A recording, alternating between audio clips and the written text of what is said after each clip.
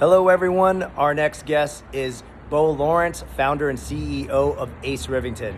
Beau is such a rad dude, and he wants to make sure that us dudes look rad in our jeans too. After all, he's created over 25 million pairs of jeans in his lifetime. So the grind and the fit don't lie. Beau is such an awesome human being. He's very kind, he's creative, and he's passionate. I hope you enjoy this as much as I did. Vibes, y'all. Let's grow. What's up, Beau? What's happening, bud? Good to see you. Likewise, man. I love the hat. That's amazing. You know it, man. And you dressed me up. I'm actually going to give you props right now for making shirts that are made for guys my height. That's you got to check out this fit though. You want to see the fit? Show me the fit. Let's see it. All right, here's the fit. So look at this shirt, perfect length on the shirt, right? Look at that belt that you got, right? And the jeans. Check this out. And I have it with the boots and all. Yeah. Perfect length. Everything is perfect. So, and I got this custom made hat in Texas. So incredible. You completed my fit. So I appreciate it. Thank you so much.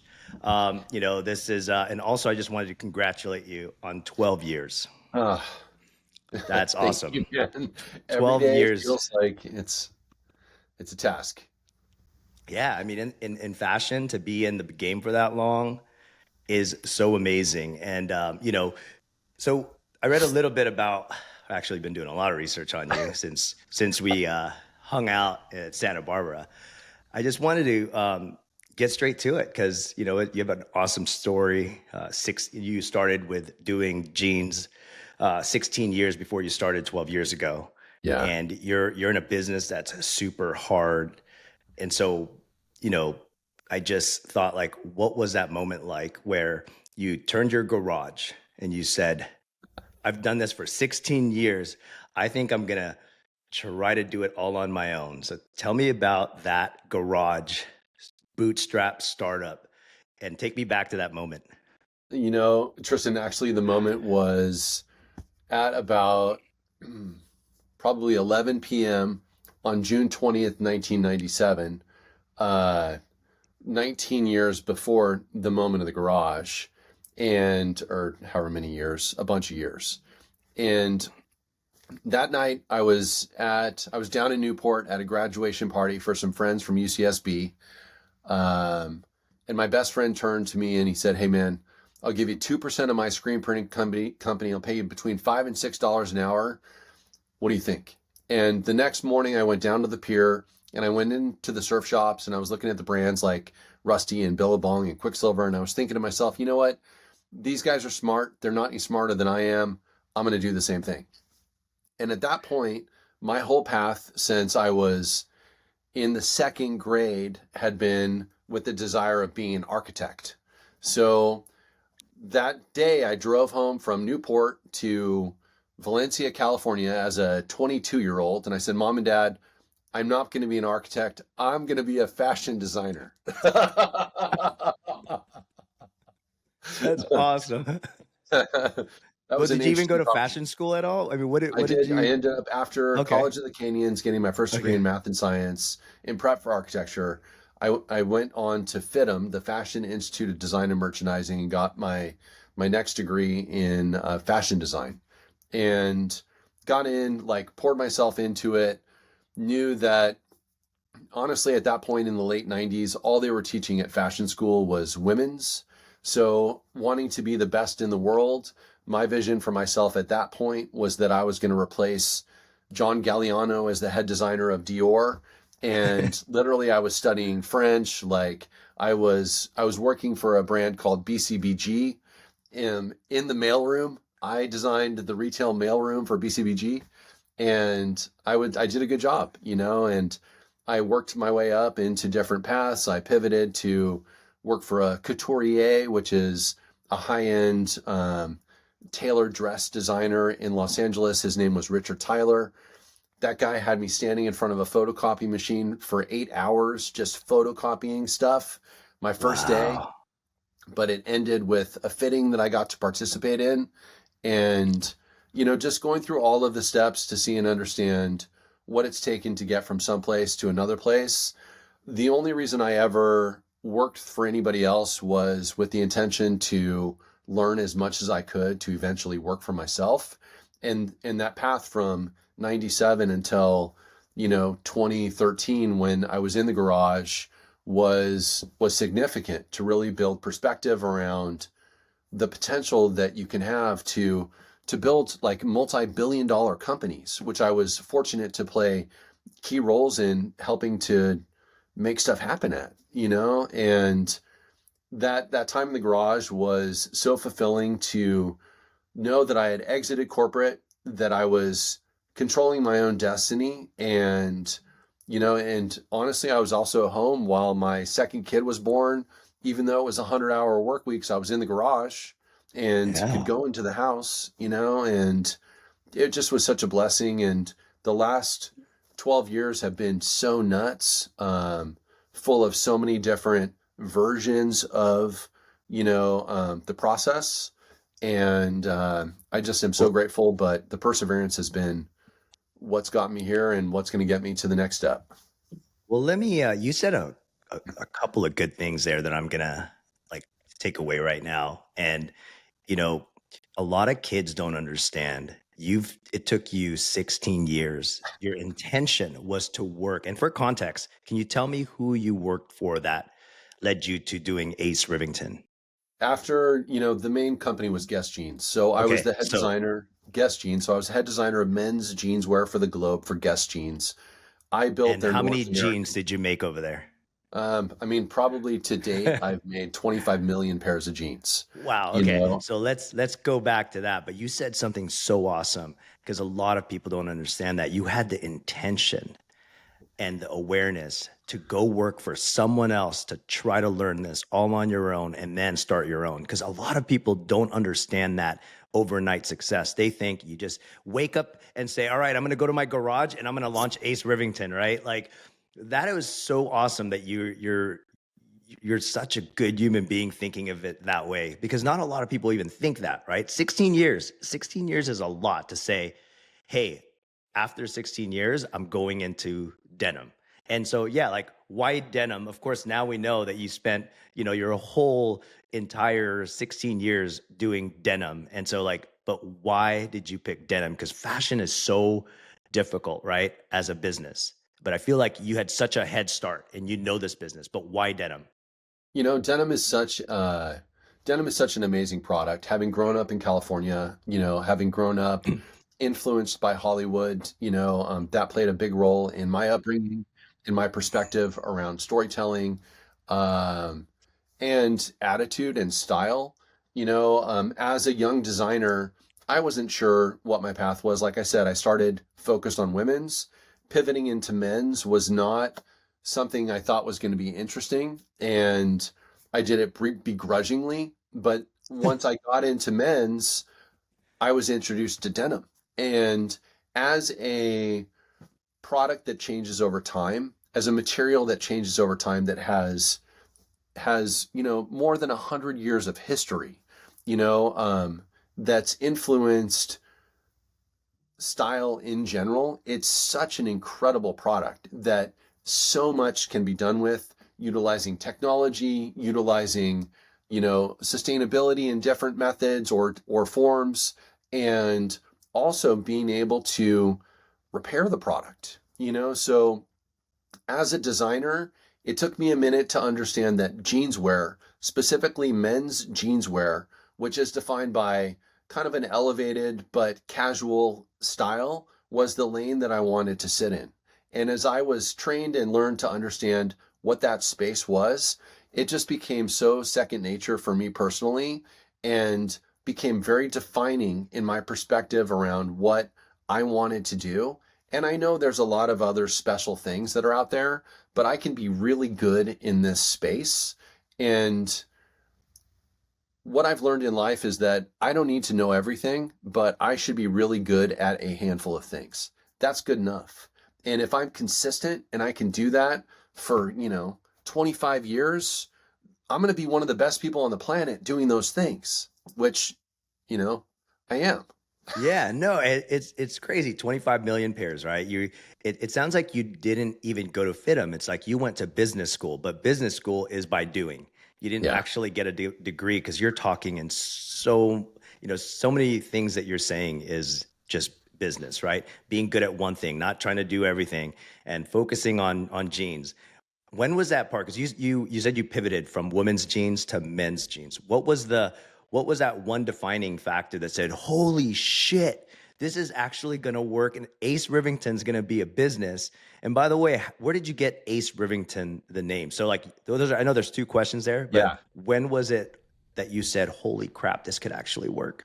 Well, I think at the beginning, pivoting from women's into men's was with the first job opportunity. It's so hilarious. At school, I was manufacturing costumes for the film industry. I put together, like, I made all the costumes for Kevin Costner's 13 Days, the Cuban Missile Crisis film. I made those costumes when I Ah, was in college.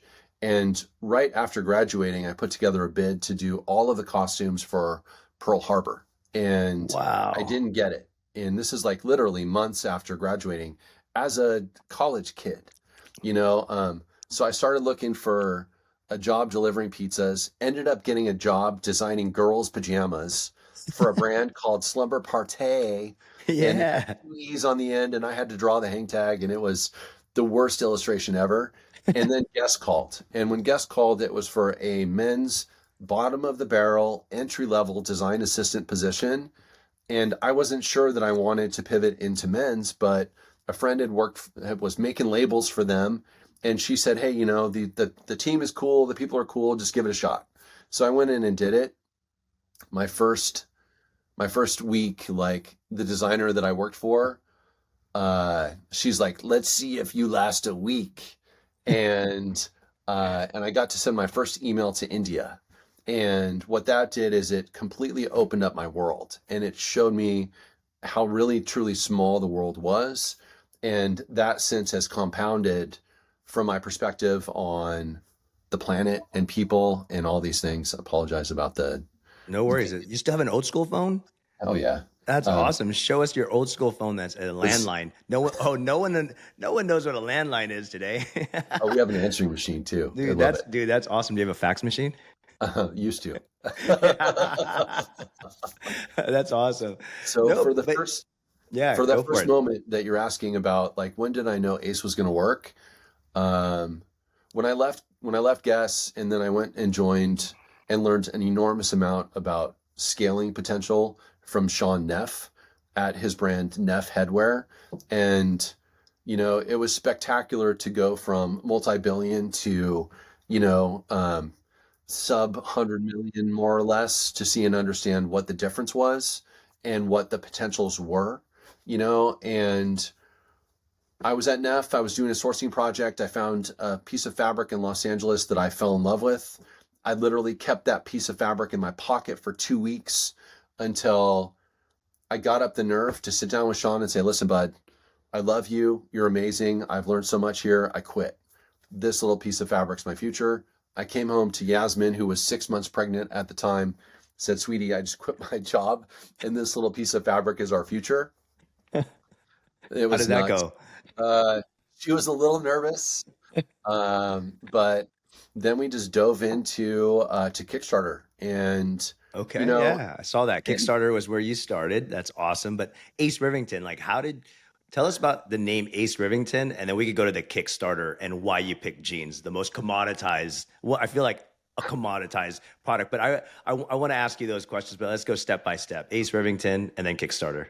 so back to the point about the world being a smaller place. What I learned at Guess was through storytelling, through retail storytelling, especially for a brand that had a number of divisions, between elevated women's and accessible men's and women's and fashion and younger and all of these things. What I learned was I wanted to create a an umbrella that could tell a story through a number of different divisions of a brand. And I also wanted to make the world a smaller place, and I wanted to um, be able to speak about travel and about people and all kinds of things. So I created this character, Ace Rivington, Rivington being half a river runs through it, half Remington typewriters. Yep. And for that, it was story centric from a name standpoint. Ace was a great pilot's name. This character, modern day private jet pilot, with all kinds of story around it, that ties to lineage of his father, his grandfather, his great grandfather. How they came to America, how he was born on this fishing camp in Alaska, and all of the craziness that ensued. And that became the foundation for building an episodic adventure concept around this character and around a number of other characters that he related to. And through the character's perspective, that's how I wanted to unite several different retail brand concepts so that they could all be a part of a collective, but each had their own individual story. For example, different stores that are specific to different characters. So wow, it's a deep thing. And I ended up spending, nearly 4 years working with some amazing folks at Warner Brothers with the intention of turning the concept into a television series, with each episode being a different story that was, inspired by a different destination.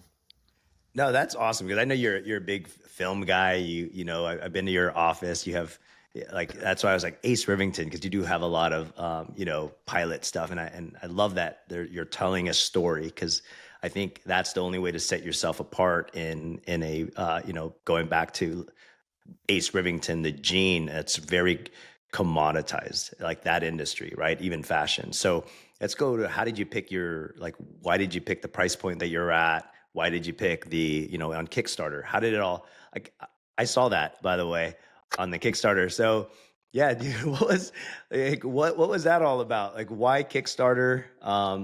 It sounds like because you're so good at building stories. And so, Kickstarter was a really interesting thing when it came out, and Project Greenlight was a platform that Matt Damon and Ben Affleck created for financing films. And that was kind of the birth of crowdfunding, and it happened in the mid 2000s. By the late 2010s, by the early, what do they call them? The aughts, or I forget, whatever it is. By 2013, what had happened from an evolution standpoint for crowdfunding is it had shifted from things like filmmaking into consumer products that, had been proven on the platform. There was brands like Flint and Tinder that now Huckberry owns, that launched with a product called the 10-year hoodie. And then they followed into underwear and into socks and other things. But this 10-year hoodie on Kickstarter sold $1 million in hooded sweatshirts. So I was looking at them and what their success was on Kickstarter. A buddy of mine, Jeff Schaefer, launched a brand called Bluer. So he made a denim, a pair of jeans in the most sustainable way that he could, the most thoughtful way he could.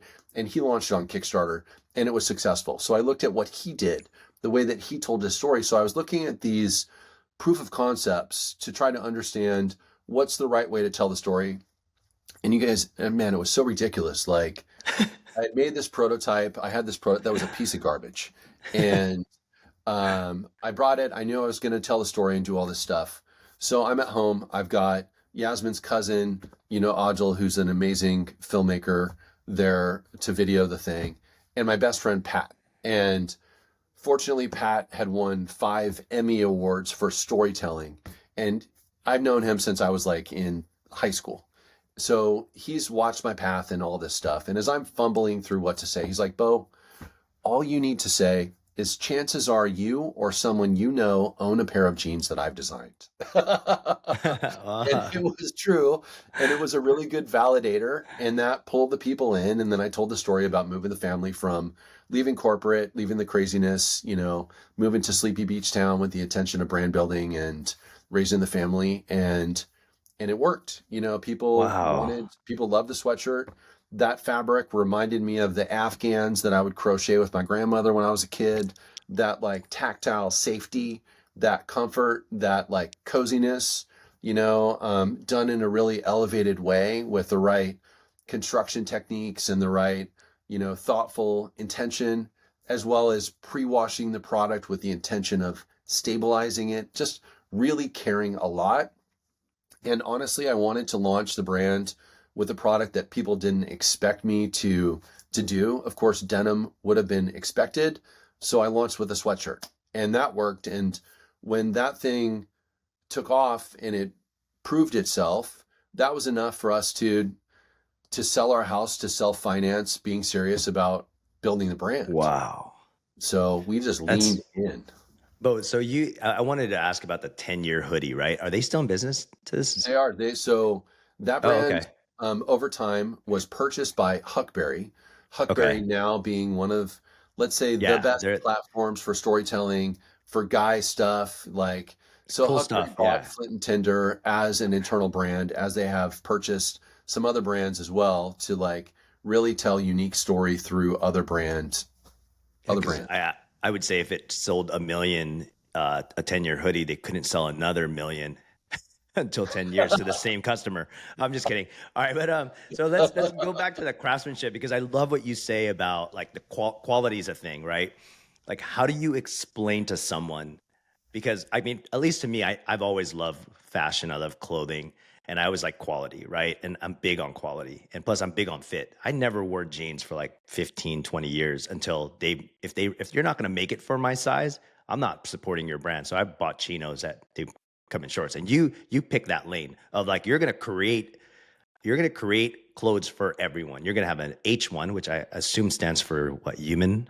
Height one. Or height one. Oh, okay. Because I like human better. It tells a better story. Human 1, human 2, human 3, right? Okay, let's go height 1, height 2, height 3, right?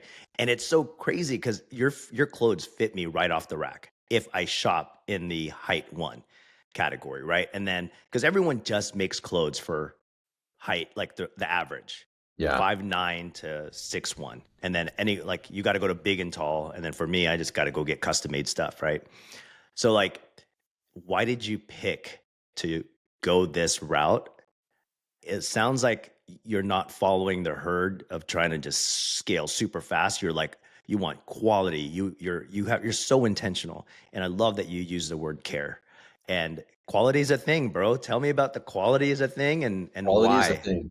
Yeah. I think we all have the things that make us tick. And yes, business is critically important. Yes, the right mindset around business is critically important.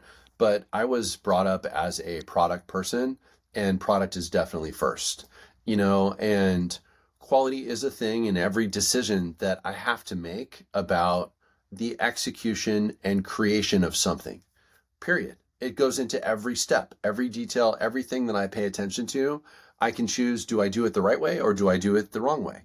The wrong way being the cheap way or the less thoughtful way. And I'm just not programmed that way. I'm not interested in making something that I don't think is good, So throwing all of that into our fabric decisions, for our fabric, we import it from Italy, from my favorite denim mill on the planet. And I knew that since day number 1, that was the decision. That was the thing that I wanted to do because it's quality.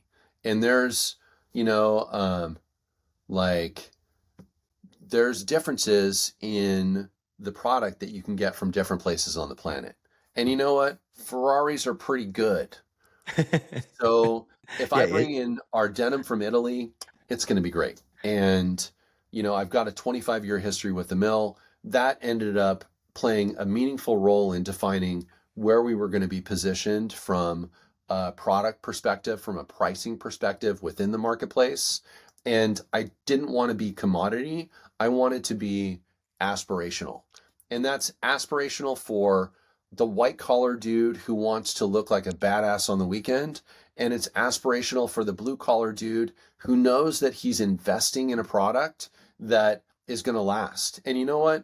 If you put a lifetime warranty on it, which we do for our jeans, of course it's going to last, and that's based on the thousands and thousands of pairs of experience I have with Ace Rivington, not with my whole history, in understanding how good is the stuff I make, how easy is it for me to stand behind it, And what am I going to do to make sure that people are happy?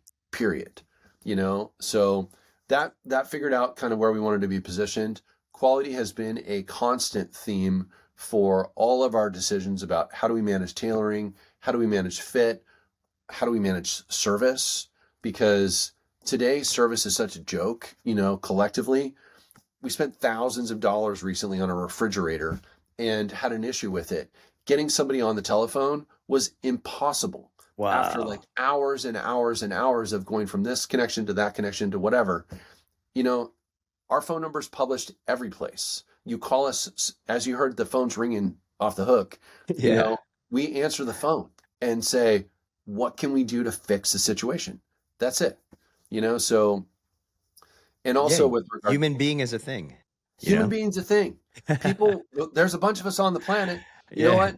There's more of us on the planet today than there was 10 years ago and there was 50 years ago. So why aren't people answering the telephones? I don't know. That is awesome. And it's crazy because I remember being in your store and how cool it was to meet someone who was like 6'4". He was complaining about how there was no clothes for him. And for me, being on the shorter side too, right? Being 5'6", I was like, dude, this is crazy how I'm meeting someone who's on the other side and I'm on the other side, and because we're not the normal size, and you make clothes for both of us. And he came all the way from Hawaii, right? And we got into talking about surfing because you're in a beach town, Santa Barbara. So we're just jiving based on surfing and how cool it was. And so, but it was so cool to see someone like him, support your brand all the way from Hawaii. And remember, he had pants that he had made like from a year ago, and he forgot to pick it up, and then you still had it for him. I was like, what, Beau? You're just like, I thought you made all this shit up just to make it sound like, dude, look how cool the store is. But this dude was like, by the way, I had pants here from last year before I went to the airport. I didn't pick it up. And so, but you still had it for him. That was so awesome, man. Like, I love how you take care of your customers, because like now I think about, if you strip away Beau's story, right? Beau being this guy that did $25 million 25 million jeans and went to fashion school. Let's take Beau out of the way and let's just put Ace Rivington without Beau. Where do you think you can win with your competitors? Because it's such a crazy space, right? I think where would you win and where would you lose? Service and quality are where we win, and also being thoughtful about the pressures that different people have. Back to care, really caring. And for me, being able to fit people of all sizes is really important. Tailoring is really important. And, my dad was a really big dude, probably weighed about 350 pounds most of his grown-up life, always struggled with his weight. And it was a real pressure that we understood at home, was a really tough thing. He spent the last 6 years of his life in a hospital bed because his hips were worn out. And that definitely played a significant role in my perspective on the pressure that people have, coupled with my experience early on from a service standpoint in the store. I knew since day number one, we were going to be doing tailored denim, because from a tailoring standpoint, it allowed for me to carry a smaller amount of inventory, creating more flexibility around the alterations or adjustments we can make to fit everybody who would come in the store. So what I learned from that was, as I saw, somebody from 5'6" to 6'4" come in, and to figure out what the right length was and all these things, what I saw from that was we had the same issue with our shirts. And why am I going to try to put a shirt on somebody that doesn't fit right? So with that, I'm like, wait a minute, we're actually making the shirts. Why don't I make some extra shirts that are for a height 1 person and some extra shirts who are for a height 3 person? So we got this guy to this guy to this guy. And, and the whole H thing was really intentional. Like, we never said fat or words like that because that stuff hurts, So I didn't want to say short, medium, or tall when I launched the thing. So I said H1, H2, H3. Unfortunately, nobody knows what H1, H2, or H3 means. So I had to be more clear with our marketing for this year as we talk about our extended heights, so that, with that interweb, when people punch in those words, they can find our stuff. So, you Yeah. know, but just being thoughtful and caring is what's gotten us here. And I know that being thoughtful and caring doesn't require me to be in the middle of it. It just requires the team and the expanded organization to understand what our ethos is as a business.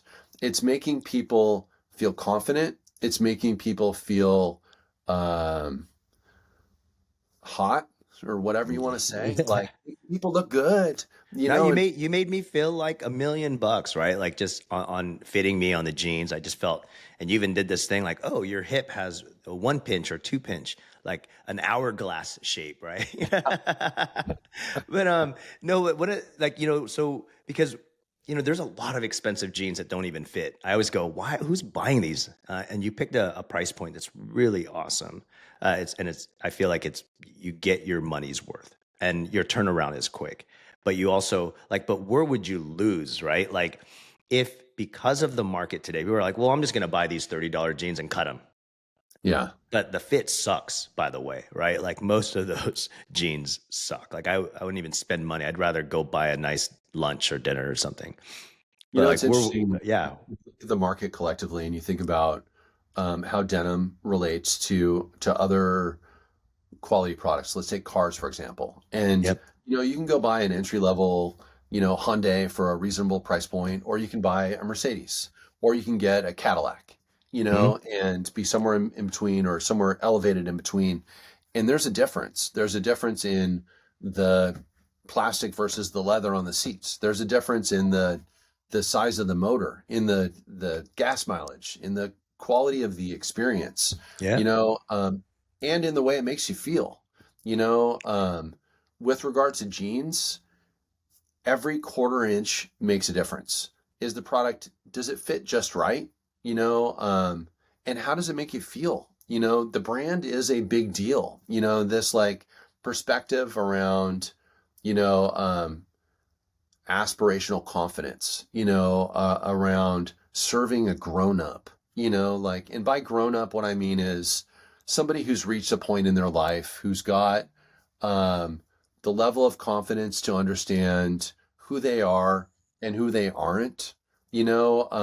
That's my target customer. Somebody who's reached that place, who, because $250 for a pair of jeans is not cheap.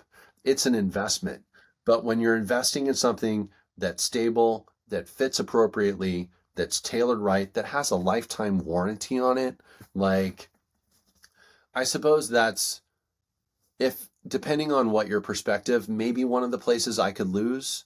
you know um why would I do a lifetime warranty? You know why? Because I really don't want you ever buying jeans from anybody else for the rest of your life.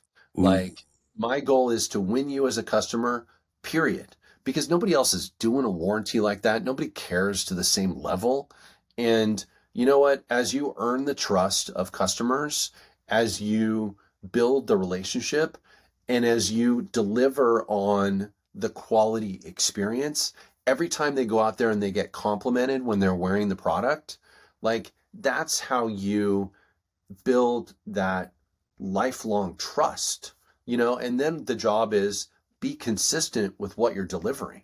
If somebody's trained, if a dude is trained and used to a specific fit, a specific product, you better continue offering that same thing, and not cheap out on your fabric, or not change your wash, or whatever it is. Like, consistency is king. wow, yeah, no, it is. Like every single time, I always say that consistency every single time. But one of the things that I love what you're doing is that because it's such a, a lot of consumers are so cheap. They don't understand quality, right? Quality being the thing, and education, I'm sure, is part of what you're doing on a daily basis. But like one of the things that I admire about a brand that is always willing to stand behind quality, just like yourself, is that what is the most big, like, you think the misconception that the people have with like manufacturing and going cheap, and why, like, because there's so much shit out there. Like I'd rather have 5 awesome jeans or 3 awesome jeans than having 30 50, like cheap, like, the Sheins and the Temus, Yeah. those things are freaking annoying, right? Like, I don't understand why we need cheap fashion. Just like wear good shit.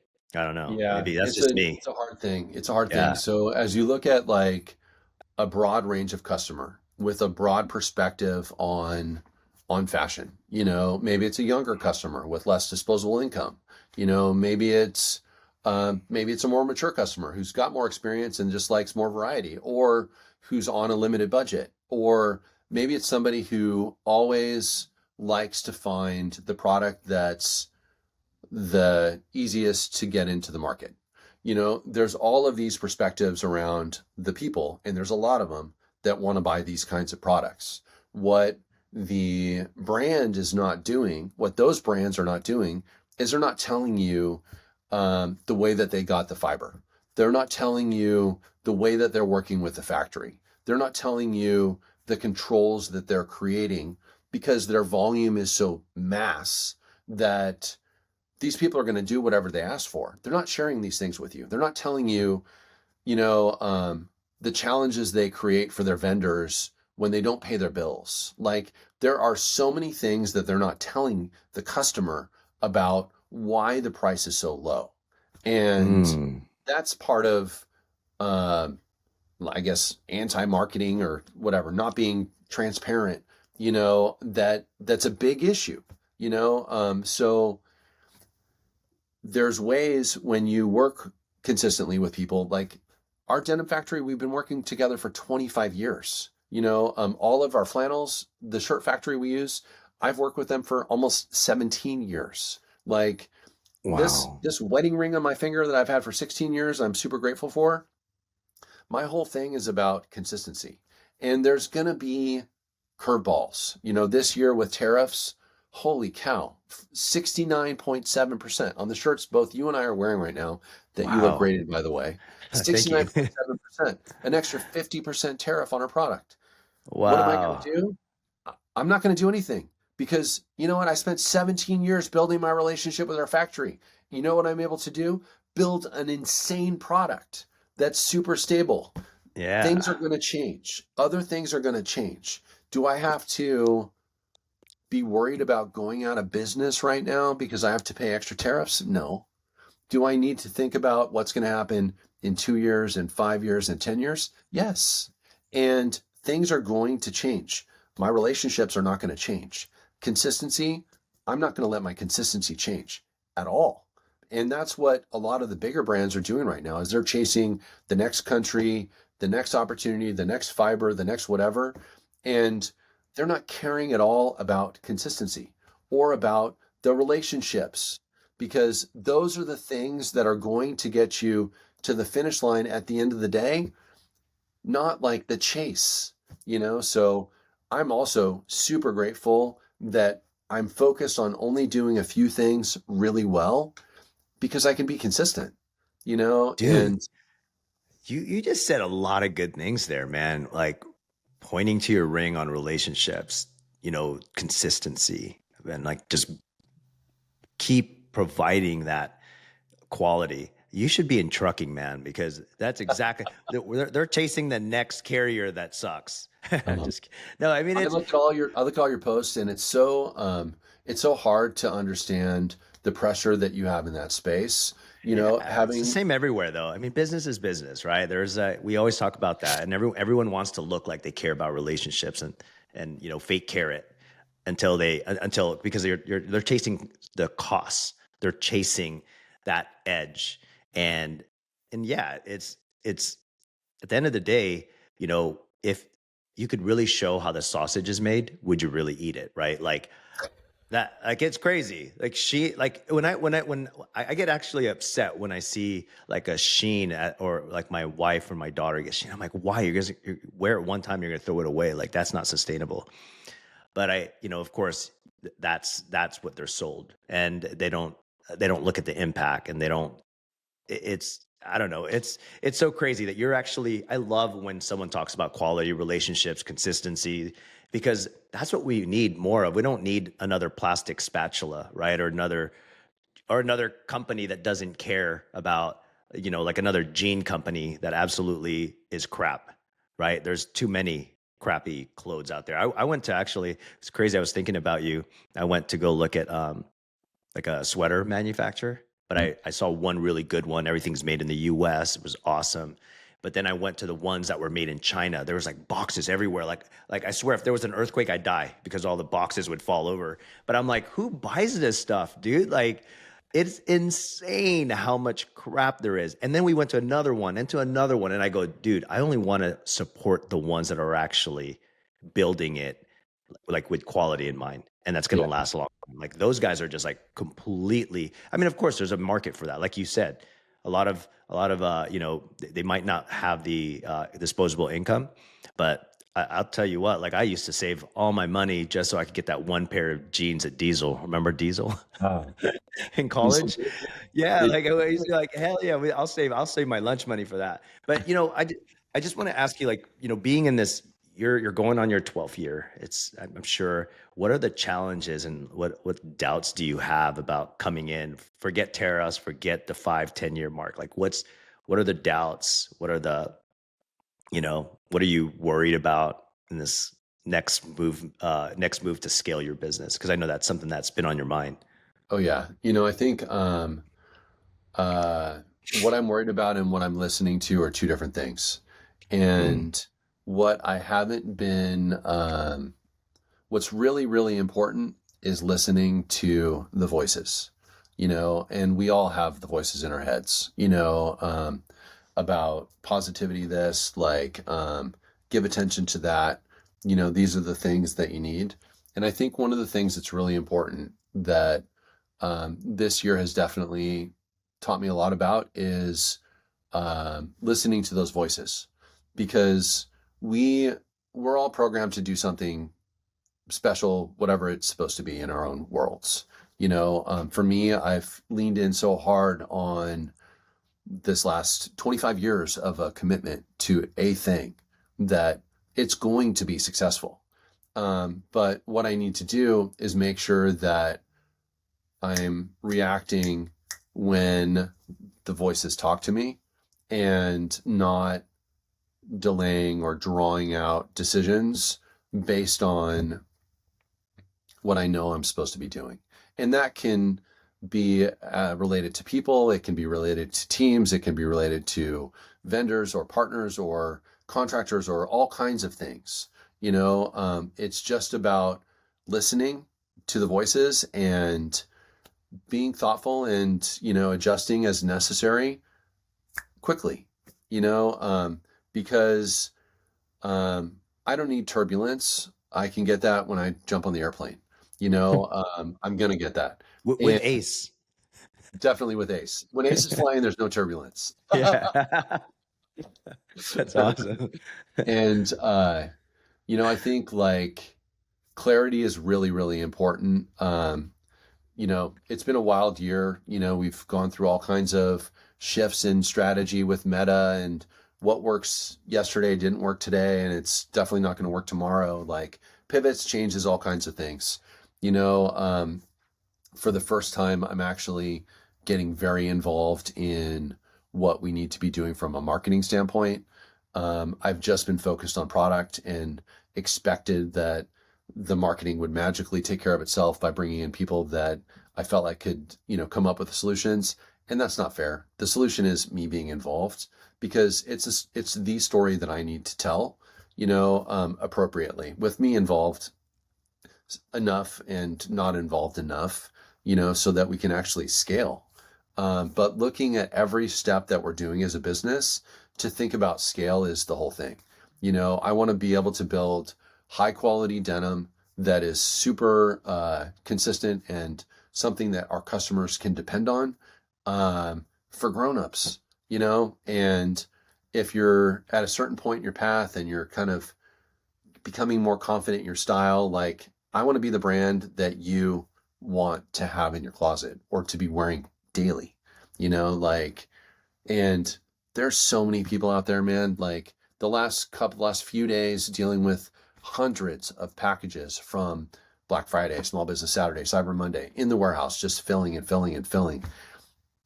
It's been totally clear to me that we've proven the concept. People believe in us, they believe in our product, they believe in the service we provide.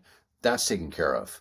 Now it's about building the foundation to be able to actually scale.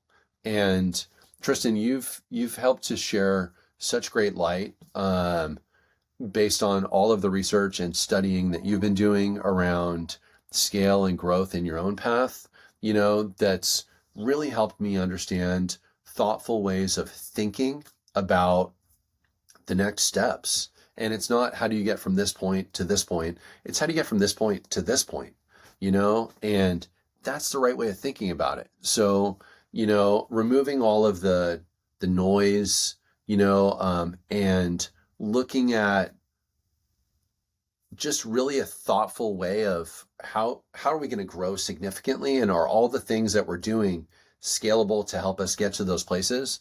Right now, those are the important things that I'm thinking about and beginning to put into work so that I know we can grow, and it's amazing, man. Like, I am so confident and I feel so excited and so refreshed in my point of view and in the path and the way that I'm looking at things. And I'm just pumped, man. Like, yeah, you got that new store that's on that corner there of Figueroa and State Street. Yeah. That's a prime spot, man. And it's a cool looking store. You did a good job, by the way. Thank you. You're taking this thing seriously. And I appreciate the kind words too.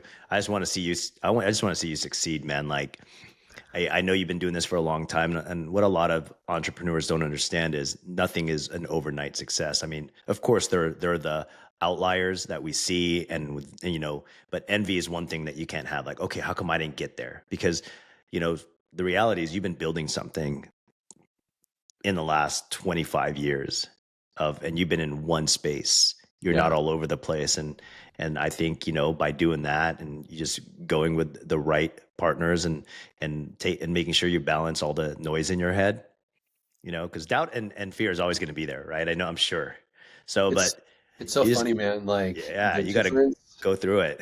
Yeah. The difference 5 years ago or 7 years ago or 9 years ago, it was so different. And the level of like doubt and fear was so overwhelming, Yeah. And you know what happened? Like, none of those pressures ever came to fruition.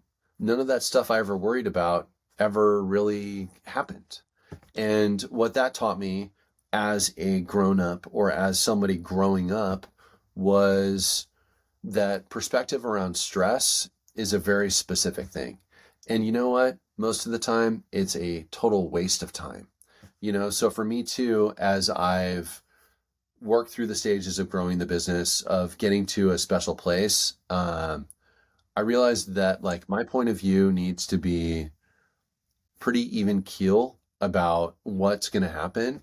And if there's major bills to pay or major tasks to accomplish or whatever they are, you just got to keep taking it one step at a time.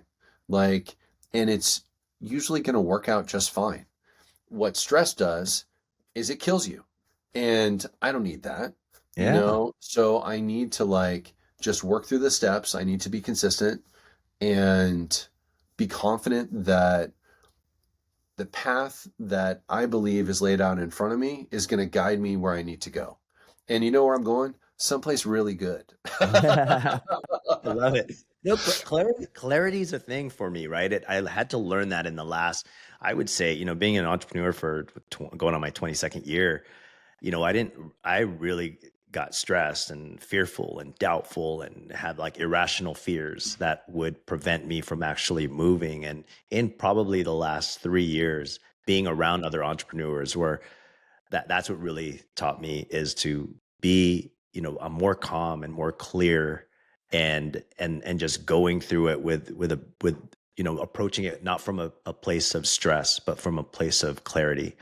And you said that as far as, the voices in your head, because you're in a tough industry, right? Fashion, it's crazy. I'm going to tell you this story. I went to, my daughter and I went to Bobbi Brown, the makeup Of course. Queen, Yep. old school Bobby Brown. But I Mhm. didn't know there was like a Millie Bobby Brown that kids are following. They do all both do makeup. So I thought She's I a was big being deal a too.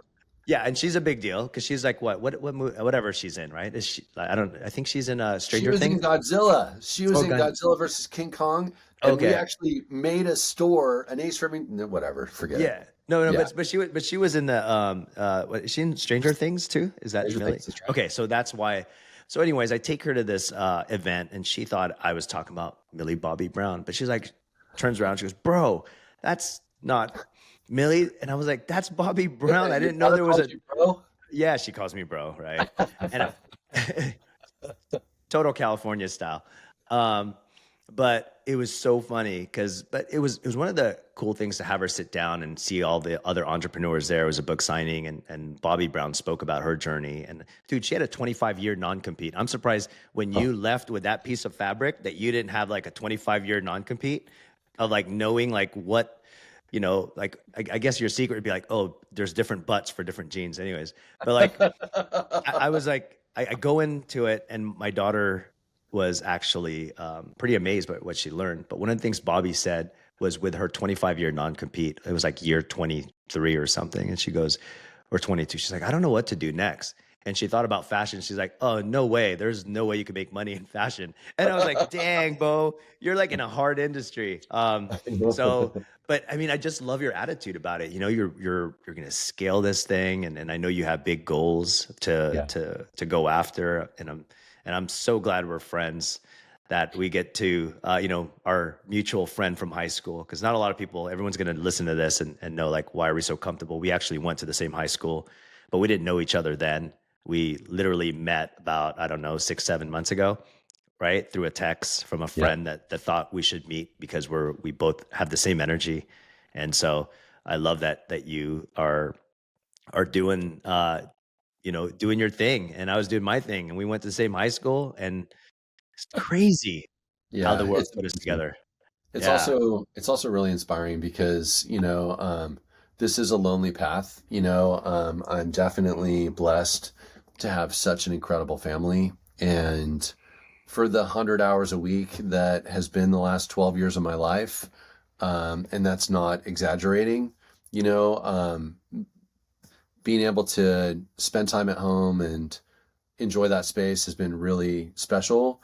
And there's not like a lot of extra time to invest in relationship development. And for people who have experienced the same path of pressure around building something and creating something, like it's so inspiring to be able to learn and have like those like-minded, experiences to share. And it's just been so awesome getting to know you, and in such a short period of time, like having so many synergies and shared perspectives and experiences in different ways.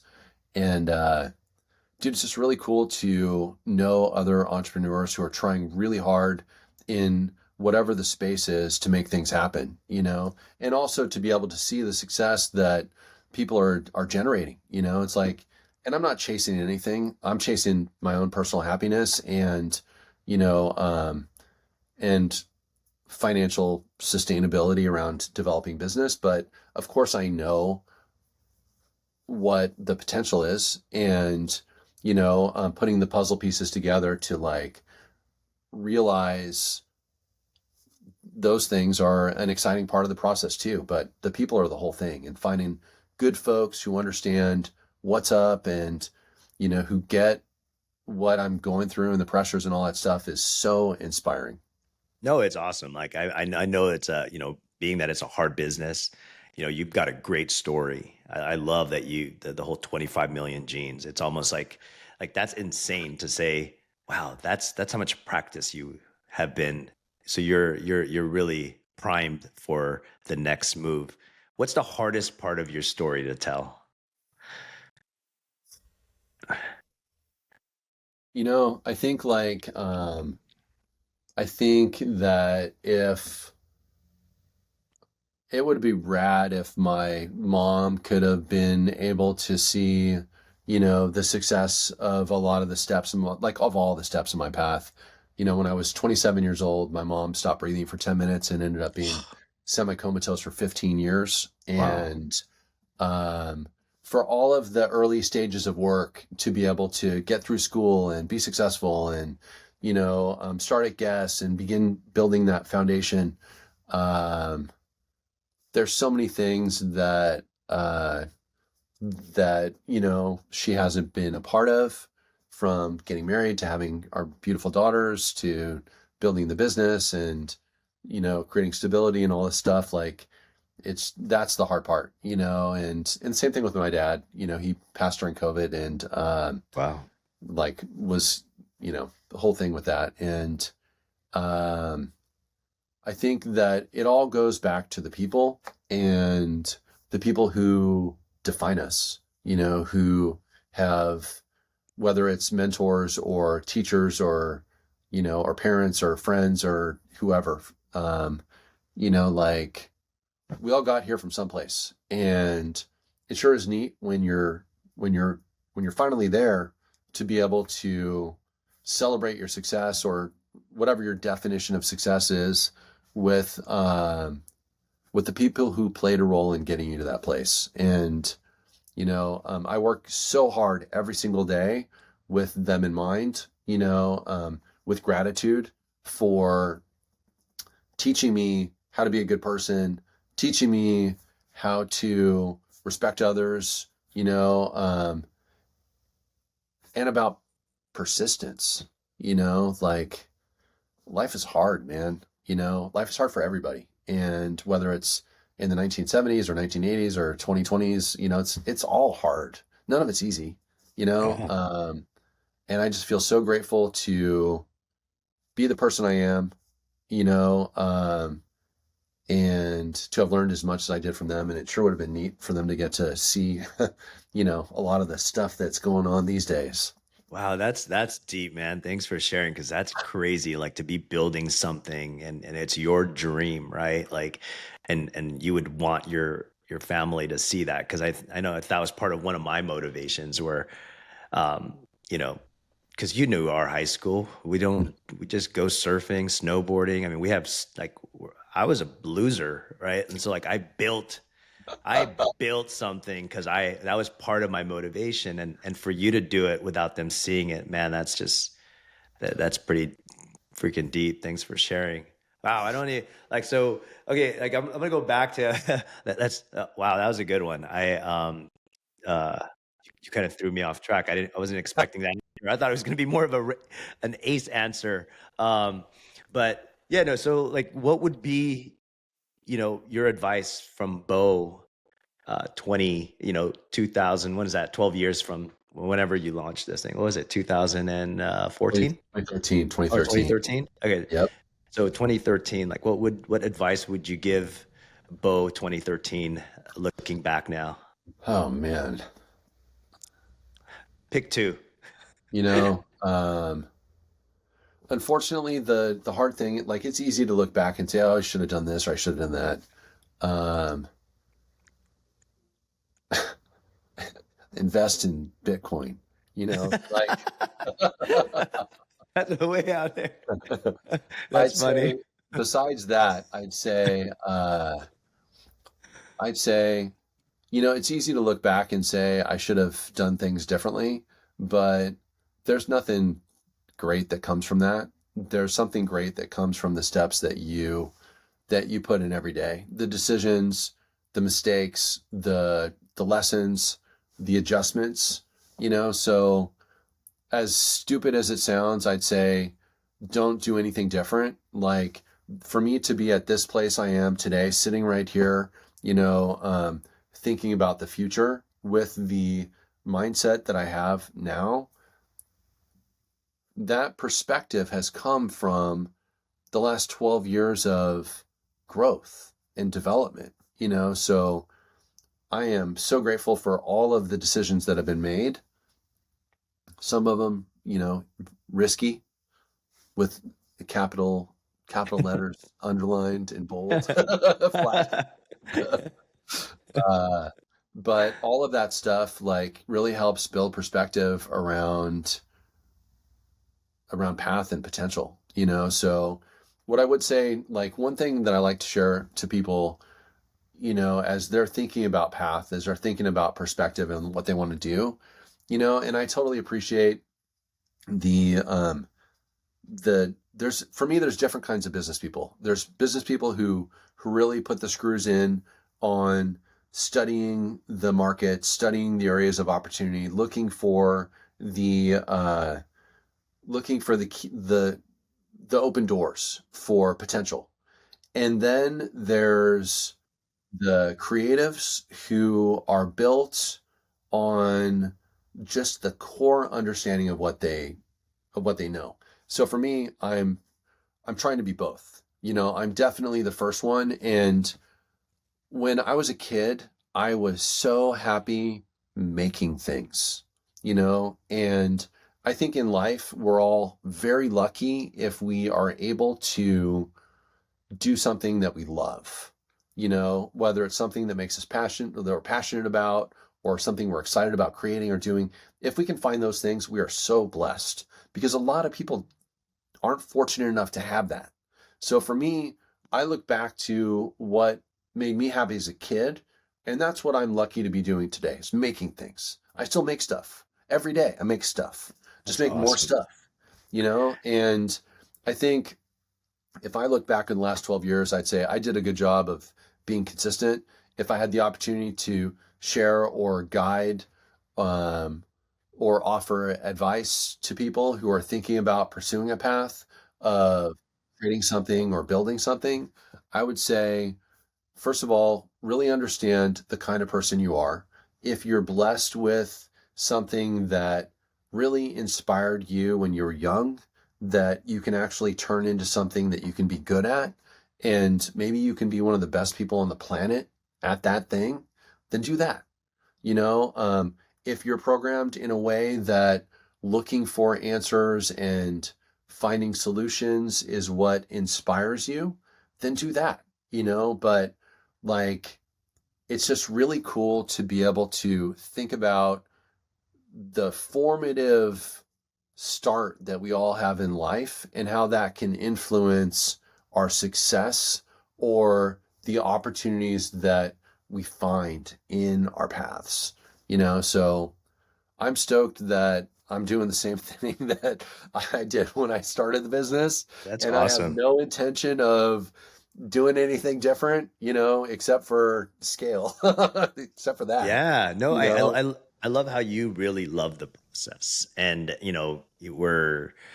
let's close with this last question. Like you're so in love with the process of, and you've been doing it for so long. What's the finish line look like for Ace and Beau? Big fat check, a big fat check. And, and I'm That's 50 awesome. now. Like, I've been doing this for a long time, and Yeah. I need to start thinking about what are the next steps of the path in front of me. And I know that I've built something magical. I know that I've built something magical that has the potential to grow significantly from where we are now. And that means that for folks who are inspired by making money, that they're going to have opportunity to take this thing someplace at some point. I probably Yeah. got another good 10 years or whatever to get the business to a certain level. And, I'll probably be in this office when I'm, really old, enjoying every day coming into this beautiful store, being able to talk to our incredible customers, being able to create an experience, because this is what I love doing. But what I'm excited to really lean into next is to figure out the steps that are necessary for us to get from here to here, because that's what the brand deserves. And it's what I deserve. It's what my career investment deserves. It's, like we should be, you know, known as one of the best denim brands on the planet. Right now, we're known by a few as that. We should be known by many as that. And that's the next step of really growing. Well, let's get you known. Where can people find Ace Rivington. Where's the flagship store? And go for it. Tell them where you're at. Where does Beau hang out? Beau hangs out in Santa Barbara, California. So we've got our flagship store here on the corner of State and Figueroa on the main street in town. We're in a 100-year-old building. It's spectacular. And that's 1100 State Street. We're open from 11:30 to 5:30 Monday through Saturday, 11 to 4 on Sundays. Please come. We're also at acerivington.com, acerivington.com. And we can be found in the best men's stores all around the country. So there's about 35 stores currently who are selling our products. If you have a retail store, if you have a friend with a retail store, if you really are all about quality or all about service or all about premium, we want to have our jeans in your store. And you can reach out to us at david@icashowroom.com. He's our showroom representation for wholesale in North America. Reach out to him to inquire. We'd love to talk to you. So best men's stores in the country, acerivington.com, flagship store in Santa Barbara, California.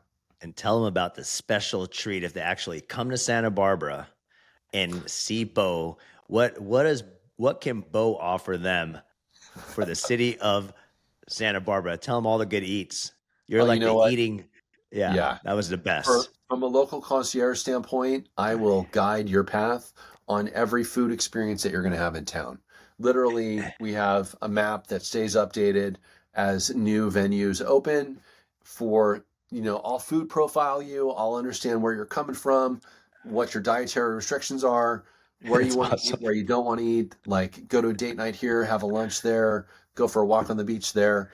It's, it's about life. People come to town, they're coming for an experience. I tell them to do these 7 things. They come back at the end of the trip and they say, hey, Beau, I did all 7 of those things. This was the best trip I ever had. You know what? When you got hundreds of options, where do you go? You go where Beau tells you to go. Yeah, Beau knows best. It's going to be good. Beau knows. Beau knows best. Yeah, Beau knows best. Beau knows.